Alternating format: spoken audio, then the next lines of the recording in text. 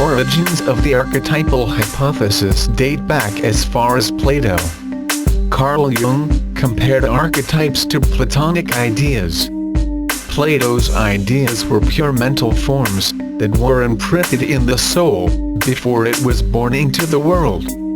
They were collective in the sense that they embodied the fundamental characteristics of a thing rather than its specific peculiarities. The Platonist Jewish philosopher Philo of Alexandria used the term to describe the imago Dei, and the Gallic Christian theologian Irenaeus of Lyons used the term to describe the act of creation. The concept of psychological archetypes was advanced by the Swiss psychiatrist Carl Jung.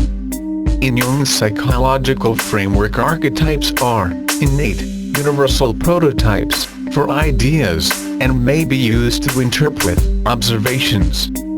Hence, a group of memories and interpretations associated with an archetype is known as a complex. For example, the mother complex associated with the mother archetype. Carl Jung treated the archetypes as psychological organs, analogous to physical organs in the body, because both are morphological constructs that arose through the evolutionary process. According to the religious doctrine taught by the Nation of Islam, a mythological deity figure by the name of Yaqub grew dissatisfied with the original inhabitants of the planet Earth, and therefore utilized the sciences of magnetic attraction and genetic engineering to graft out of the original inhabitants of the planet the present-day humanoids, known as the Caucasoid or white race. The current leader of the Nation of Islam, known as the Honorable Minister Louis Farrakhan, has psychologically embedded the Yaqub fairy tale into his followers in an attempt to enhance their self-concept. Minister Louis Farrakhan often gives fantastic and grandiose sermons, which speak of a day when blacks will rule the planet. According to the laws of physics, matter and antimatter cannot enter the same space without causing a cataclysmic event. Can it be that those who classify themselves as black and those who classify themselves as white are by nature diabolically opposed to each other? Think for a moment, if the amalgamation of white and black were fully realized, then black and white, like matter and antimatter, would experience a cataclysmic event by melding and diluting their authentic and/or original genome, and thus nullifying race as the prerequisite or predeterminant for societal groupings or criterion for prejudice. Hence, those who classify themselves as black and those who classify themselves as white go to extremes to maintain and preserve a pure bloodline in order to maintain religious, social, and psychological divisions. For example, the Palestinian and Israeli conflict involves two Semitic groups who possess similar racial and ethnic characteristics, to the point that it is difficult to tell them apart, yet both are psychologically predisposed to the total destruction of each other. Clearly, this is a topic for another time. However, I will validate this section with the following observation.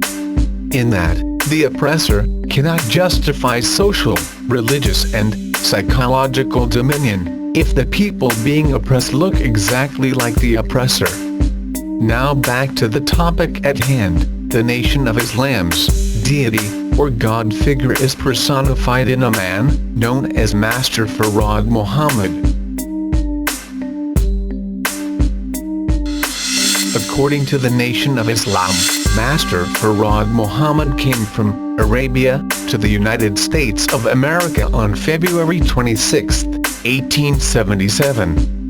If you ever get a chance to view the photo of Master Farad Muhammad where he is shown reading a book called Quran, I want you to pay close attention to Master Farad Muhammad's necktie, and then reflect on what you have learned about archetypal memory.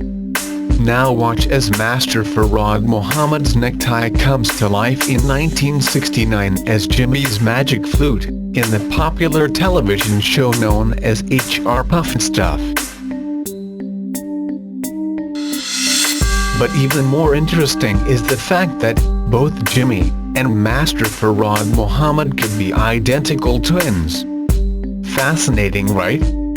Now, you may be saying to yourself, this analysis is nothing more than a haphazardous reach, or a stretch of the imagination. Good, that means you are able to engage in critical thinking. Follow me as I elaborate and pose some questions. Surely, it took a great mind to contemplate exactly how to capture and place the human mind into a box.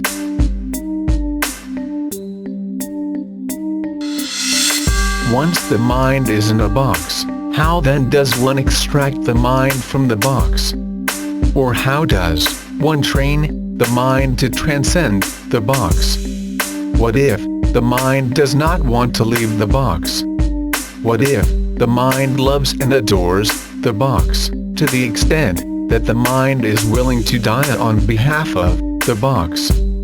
One cannot fully comprehend the depths of these questions until the experiment has been completed.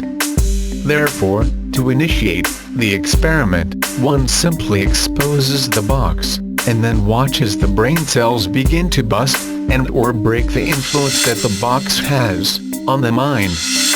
The experimenter then observes, collects data, and reports the findings.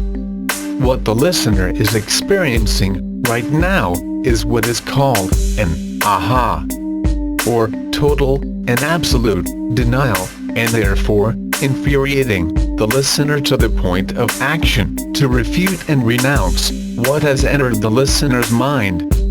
Surely, the battle in the sky has begun. May the best mind prove worthy to engage the controller who pulls the levers on the box. Sequence start 10, 9, 8, 7, 6, 5, 4, 3, 2, 1, ignition.